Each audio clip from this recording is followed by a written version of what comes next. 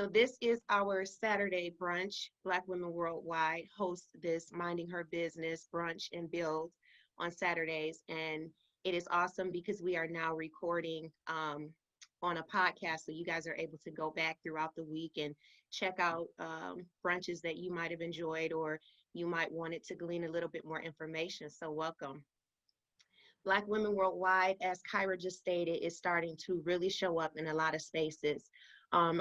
Our footprint is present now in over 20 of the United States. That would be in Arizona, California, Florida, Georgia, Hawaii, Illinois, Kansas, Maryland, Michigan, woo, Missouri, New Jersey, New York, North Carolina, Oklahoma, Pennsylvania, South Carolina, Tennessee, Texas, Virginia, and Washington, D.C.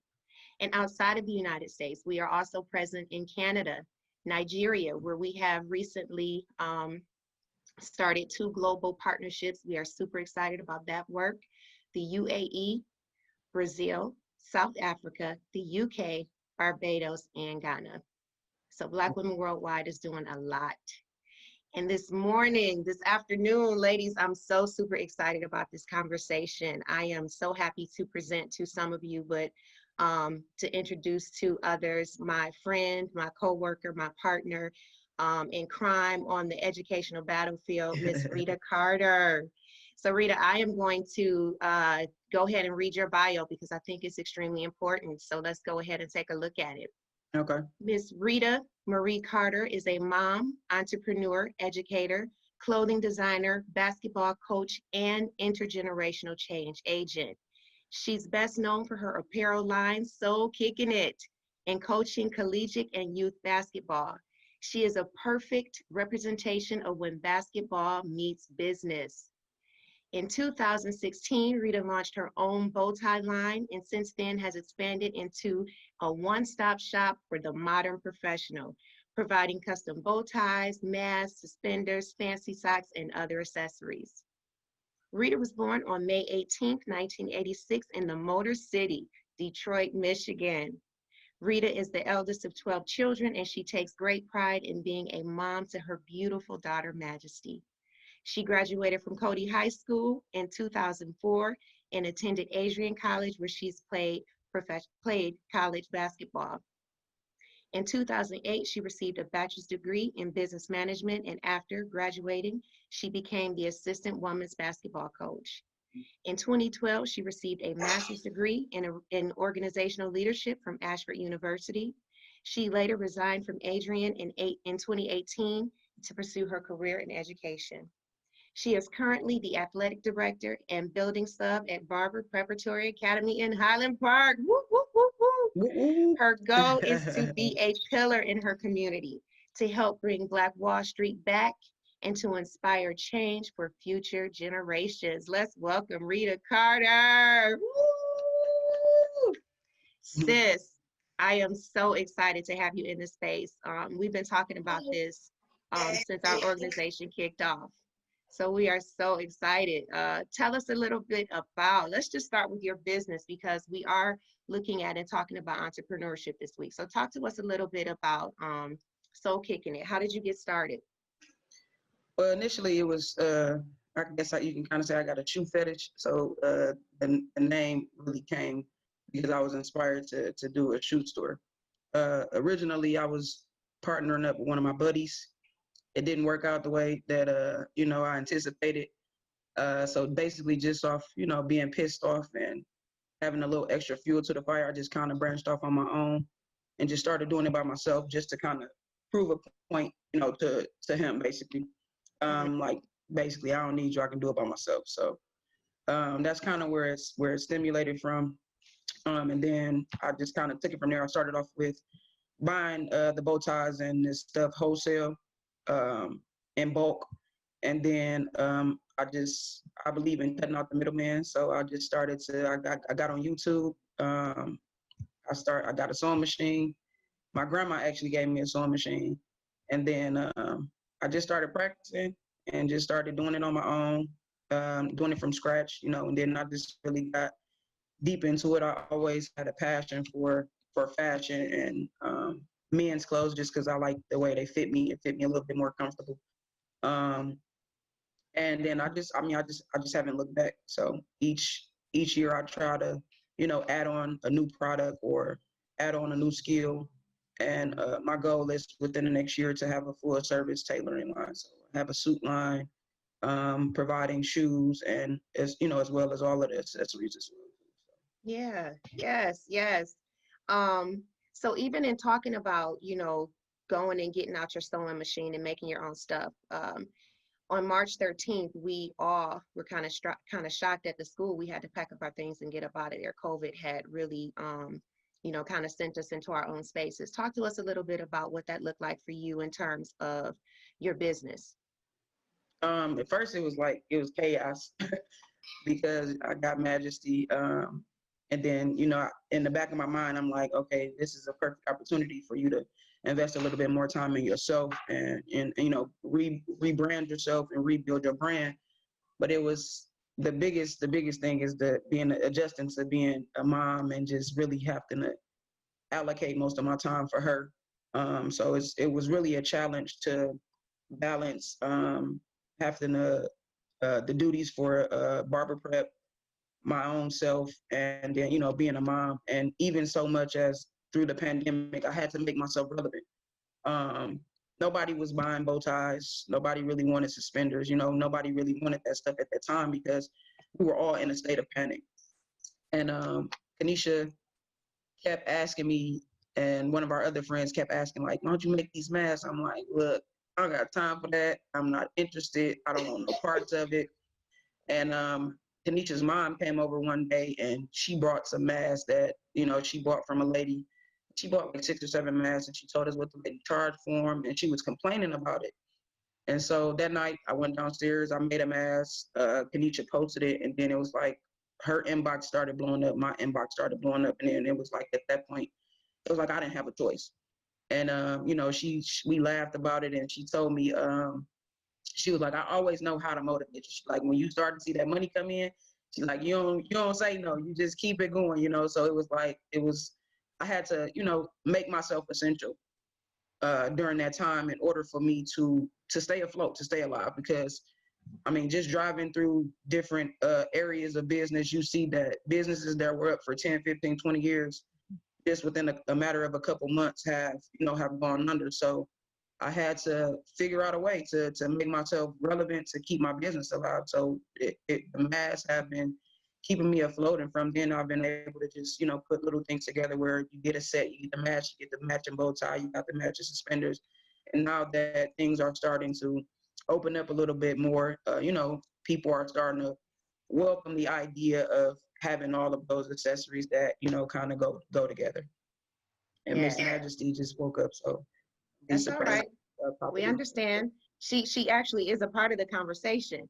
And so, looking at you as an entrepreneur and like I said, when the COVID-19 hit, we had to begin to multitask. So, you were setting up Google Classrooms for your scholars, you were making masks so that you can continue to support and sustain your business while also taking care of a 1-year-old. So Rita, I'm going to have to ask you, to talk about that as well. Hey, beautiful. um, you got to talk about that as well. What does it look like to be a person who's working full time, who's working your business full time, and also raising a daughter? It's a big challenge. Before Majesty, I was by myself. I traveled a lot with coaching. Coaching, I was able to basically go all over the country, just going to recruit, and it was a huge adjustment. That is mommy. It was a big adjustment. It's still a big adjustment. I tell people all the time, it takes the average woman 2 to 3 years to recover from having a child, not just in a physical form, but just readjusting to life and reacclimating yourself with who you want to be and where you are. You have to realign yourself, your goals, just everything that you are. And she really brought out a different side of me. Um, it's a beautiful thing. I still cry sometimes just because I feel like sometimes I don't feel good enough. it's like I want to give her the world. I want her to have everything. And honestly speaking, I would like to just devote 100% of my time to being her mom, but I have to provide for her and I have to build a life for her so that in the future she won't go through some of the struggles that I went through. I grew up and they preached college to you, college. And I did want to go to college because I played basketball and that was taking it to the next level for me. But I'm in a lot of debt from going to college. And so at this point, early on in my life, I made it that, I never, when I did become a mom, because I always wanted to become a mom because my mother is my idol to this moment, so I didn't look up to celebrities. I didn't look up to WNBA players. I looked up to my mom. So my overall goal in life has always been to be a mom, So I just didn't want Majesty to go through any of the things that I went through growing up as a kid, and just even in my young adult years, and even in my 30s. I just want her to be able to be free. If she chooses not to go to college, whatever fun she has set up for her at that time, she'll be able to utilize that in a way that she sees fit. But she'll be able to know how to manage that fun in order to, accomplish her goals and build whatever dreams that she has for herself. And so in this space, Rita, we keep it real, and you and I have talked on numerous occasions. And so I'm going to go a little bit deeper. I want you to, if you don't mind, talk to us about, you know, you don't. I know you don't go off of titles, and that's one of the things that I really love about you. But talk to us about, you making the decision to have your daughter, and that never being an option for you to not have children. Um, well, when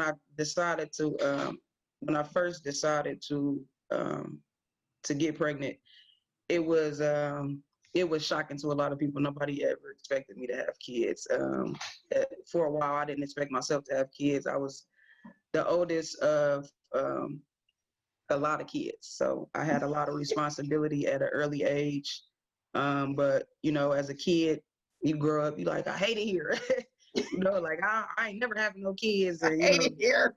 as I got older, I started to appreciate having a big family, because once I got in college and I started to, gain new friends and create a new circle, a lot of my friends came from small families, in college. So they kind of flocked to my family, So it was like, here I am hating having a big family, but yet everybody else appreciates my big family. So it made me have a greater appreciation for it. And growing up, it was a little different. We struggled a little bit, but so I didn't have a lot of the material things that everybody else had. Where as a young adult, my friends they were jealous of the love that our family had. They may have had the background and the financials and the materialistic things, but they were envying us because of the love and the support that we had from our big family. So um, but I've always wanted to be a mom. It was just a matter of time when it would happen. Her dad, we were high school sweethearts. Really, really great friends. Um, we kind of made our minds up. We used to joke about it when we were teenagers and young adults. That we were going to have a kid, and we kind of stuck to that. And when I did finally, make it public that I was having a baby, I got a lot of kickback because of my preference and my lifestyle. So it was like, well, you're a lesbian, so how did you do this? And I got a lot of questions on my process and why I did it this way. But at the end of the day, I've always wanted my child to have a father. You know what I'm saying? Because a father is a very very important figure in a young girl's life. And a father dictates how a young girl grows up, how she sometimes views herself, how she demands or commands respect from other men, for just in general. And so it was important for my child to have a father. So and I wanted it to be somebody that I knew, somebody that I was close to, somebody that I actually had a relationship with, so that the co-parenting aspect of it wouldn't be, as I thought, a challenge. As you thought. As I thought, a challenge, right? I mean, I've always been kind of outspoken. I've always kind of been, and that's quote unquote the black sheep. So I just always wanted to do things my way. I really didn't care about, how people thought of me. And the whole point of me not classifying with titles is because I don't want limitations placed on me based on how society views themselves, basically. Like, don't place a limitation on me because of how you feel for yourself, especially in the LGBT community.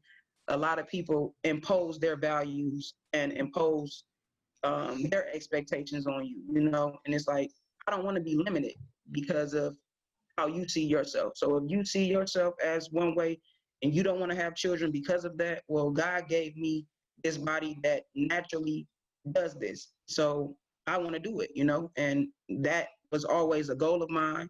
And I wasn't going to stop until I achieved all of the goals that I set for myself. And this is one of the biggest ones. So to me, the greatest achievement that any woman can have is being a mom. You basically you hold life in your hands, and that's something that I wanted to experience. My mom did it once 9 times, so I said I can at least do it once. So Yeah. but it's a challenge, it's a challenge, just seeing a lot of women. Go ahead, baby. A lot of women, I wanted to be very private with it at first, but once I did make the announcement, a lot of people reached out to me, just because they were curious and they needed motivation.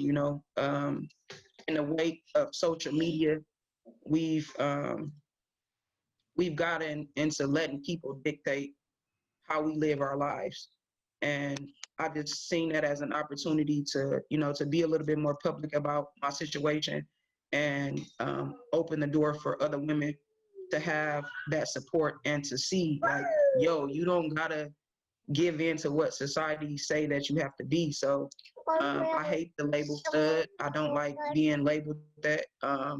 At the end of the day, I'm a woman, and that's what I like to be called by. At this point, I, mom, that's great.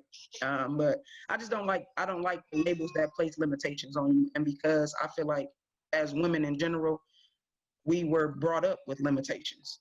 Um, I remember being a kid, my granddad used to tell me, ain't no little girl supposed to be out there playing basketball.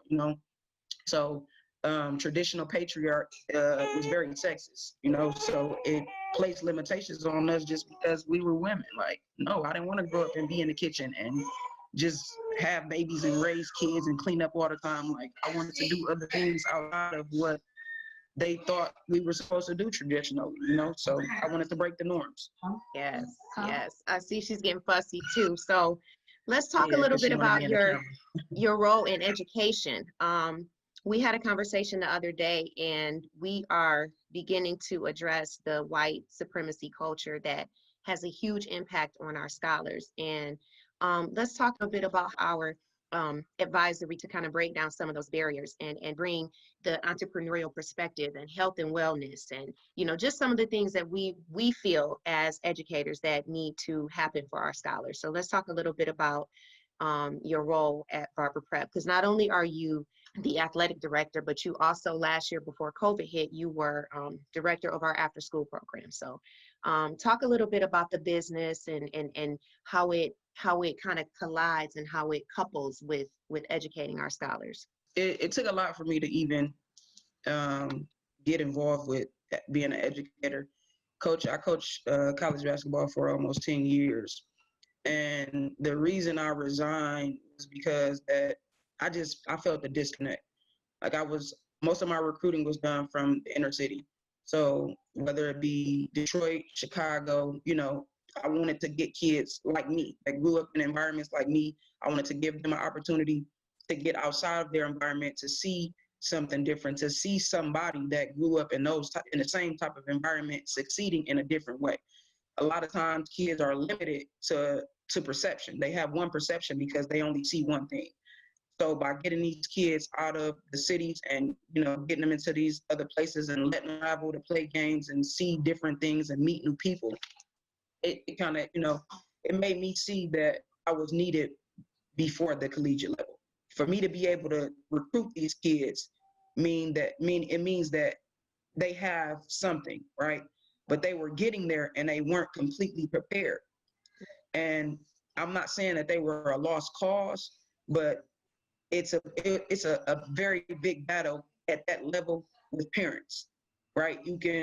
It's they at the end of the day they're going to always listen to their parents, right? And Mhm. sometimes those parents weren't necessarily guiding them in the right way. So I felt like it would be best that I come back to my community and give my services directly to the younger kids, because I have more they're more open to change. They're more open to ideas, and I can have a greater impact on them because I'm literally with those kids 6 to 8 hours a day versus a couple hours for practice and an hour or two for study table. They're more influenced at younger ages. So I resigned from coaching and I came back. I started subbing, and no matter what school they put me in, it was like they would always request me back. And some environments aren't the greatest, but I remember my first week subbing, I had a creative writing class, and I was excited about it. I was passionate about it because I love writing too. I had all grades, so for 8 hours I had a different class. And so I remember after my first day, I didn't even leave. I stayed in the building for like an extra hour, and I probably cried for the whole hour because I was, number one, I was pregnant, and I was emotional because it was like, wow, it's showing me exactly what kind of mom I need to be to my daughter when she gets here. And it was sad. It was a rude awakening. It showed me why I was getting these kids at 17, 18, 19 years old, and they were still not prepared because the parenting kind of shifted. Society had shifted. And so it made me feel I had a bigger burden on my. It's just like, who do they have? I wanted these kids to see somebody that looks like them be something different than what society tells them that they can be. So growing up in the hood, you have limitations on you from the very beginning. People tell you you can only be certain things. Oh, these Black boys can only be athletes. They can only be this. Nobody really shows you that you can be a teacher or a doctor or a lawyer. So until these kids physically see these things, they really don't have the belief that they can do it. A lot of kids really didn't feel like they could be a president until Barack Obama came and showed us that a Black man or a Black woman can be president. You know what I'm saying? And then just the entrepreneur side of it, I feel like that's where education failed me. I Mm. wasn't prepared. We can study business from a book, we can study all of that stuff, but it still doesn't prepare you for the situation that life puts you in. A lot of times I can recall teachers basically doing everything by the book, and that's not where success comes from, in my opinion. I think that the reason these kids are the way they are is because we sugarcoat a lot of things for them, when in actuality we should be real with them. We tend to limit our kids. We tell them, in our mind, we say, oh, they can't handle that, they can't handle this, but we don't know that. We don't know until we give them an opportunity. So I just feel like that business, entrepreneurship, financial literacy, those things should be a part of education. The biggest way that I can impact that for other children, and mainly for my daughter, because she's 2 now, but yeah, she'll be going into being a student, going into the classroom at some point. So by that time, I want education to be different for her. I want her to know how to manage money. I want her to know that she has the potential to be her own business, to be her own brand, to run her own business. So the only way that I can do that is to be in the trenches, to get it out the mud, to show somebody like them that looks like them is doing it, not just limiting them to the books. And baby, relax, okay? Not just limiting them to the books. So just showing them, leading by example, basically. Like my favorite saying is, potential is only relevant when you have a desire to reach it, and you can't just talk about it. You got to really be about it. So Yes, yes, yes, yes. Thank you, thank you, thank you, Rita. Woo! We are grateful to have you. I'm so excited about the things that you're doing. I'm excited about the work that we are going to do this year together. I'm glad to hear that people are looking at the advertisement and pumping you up. Jane Renee, another one of our partners, just joined the call. She'll be here in a couple weeks, and she's ready to get her bow tie and socks. So again, we are so grateful. I'm ready. We are I'm so ready. thankful for you to share in this honest space with us today, Rita. So thank you. Thank you, Majesty, for joining us and letting your mommy have this time. We appreciate you. All right, so ladies, anybody who's here just joining us for the first time, we want to just give you a little bit more information about Black Women Worldwide. Black Women Worldwide Incorporated is a charitable nonprofit startup established for the education, advancement, mentorship, wellness, and financial success of Black women in every walk of life. We recognize COVID-19 as the largest disruptor, as the largest disruptor to the status quo in our entire lifetime. This is like the craziest thing that we've ever experienced. However, during the 2020 global pandemic, a team of brilliant Black women analyzed the existing realities of millions of Black women across the globe. Our pain and our frustrations are not isolated. Using a global lens, we seek to develop the technology necessary to make protecting and supporting all Black women our venture and to make it all sustainable. And how we plan to do that, our approach. Number one, we want to use technology and teamwork to create a global database of all that's never even been created before. So this database is something that we are hoping to just build out for women to be able to connect. We want to connect individuals, Black women and their children, with solutions powered by Black women using our mobile phone. When we shut down in March, we didn't know what we were going to do, but we were grateful for this technology. And now we understand that it's important for us to be able to stay connected and to use the resources that we have available. We want to break down barriers for Black women who own businesses.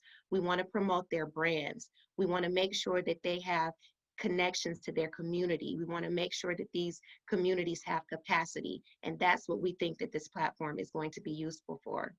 We want to build bridges that repurpose the $1 trillion annually that Black people spend.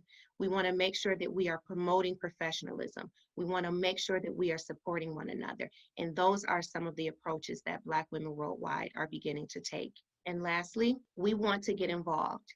We want to seek connection. We want to tell our stories. That's why we have women like Rita here today. We understand that there is no blueprint for who you are as a Black woman. And we want to make sure that everyone is getting the opportunity to tell their story and to give their input. I think these are the stories and these are the connections that are going to make us great as we move forward and as we transition as a people. So everyone who joined us today, we want to thank you. If you are not a member, we ask that you please join us. If you want to make a donation, we take donations of any kind. If you want to give $1 or you want to give $1,000, we want to make sure that we are just connecting in the space. So if you're not a member, we ask that you do become a member. Tell your sisters, tell your friends. This Saturday brunch is something that we enjoy. We try to be candid, we try to be open, and we try to make sure that we are available for everybody. So we want to just thank you all for being here. If anybody has any questions, we can stay on for a few more minutes just to chat. Kyra, if you have any questions that you want to throw out, I would love to hear from you. I absolutely love this podcast episode. This is phenomenal. This is absolutely phenomenal. One thing I do want to ask you, Rita, is how to find you. What is your website? What is your Instagram hashtag? How do we find you? The website is www.soulkickinit.com. SOLEKICKINIT. Baby, Majesty, cut it out. So for those of you all listening, that's www.soul, like the bottom of your shoe, SOLE, kicking, no G, IT. Yeah, I think somebody dropped it in the chat too. Yeah. Yeah, my best friend Nita dropped it in the chat. And then your Instagram page. Then Instagram and Facebook, it's all the same. Majesty, stop. That's it's real, all the y'all. same name. That is real. Kicking It is Instagram and Facebook. Those are pretty much the only social media platforms I use. I haven't really evolved into the other stuff, the TikTok and the Twitter and all that stuff. It's okay, we'll leave that for Majesty. I can kind of on any now. For those of you all listening in Baby Girl, Baby Entrepreneur, Can you be quiet so mommy can? She's in her voice already. Yes, okay. And that's real. I'm gonna put you down if you don't be quiet. Yeah, ladies. So this is honestly, you know, being impeccable in this space. It's our real life. You know, we can't tuck away or hide away our children. They are our responsibility. It's important that we bring them into these spaces so that they can see, so that they can learn, so that they can be more comfortable. So Rita, she's fine, honey. We appreciate her joining us today. So again, ladies, we want to thank you for being here. Our brunch is only about 30 minutes. We don't want to take up a whole lot of your time. So we want to, again, thank you for coming, and we hope that everybody has a phenomenal Saturday. Do what you do what you like, and take a little bit of time for yourself. So again, thank you for being here with us. I appreciate you guys for having me. I appreciate it a lot. Thank you. We appreciate you. We hope to see all of you lovely faces same time next Saturday, 11 a.m. Pacific Standard Time, 2 p.m. Eastern Standard, and it's always free. But we definitely want to check in and tell these stories because, as Rita stated, Black women are limited in our representation until we own our own narratives. So I want to thank Erica Beal so much for being our amazing host this week. Majesty, thank you for being our special guest. You are everything, honey. With a milk Thank you. mustache. All right, Thank you. ladies. Thank you very, very much. Thank We'll see you. all next week. Everybody have a great Saturday. Bye, Majesty. Enjoy your Saturday. Say bye-bye, baby. Bye bye.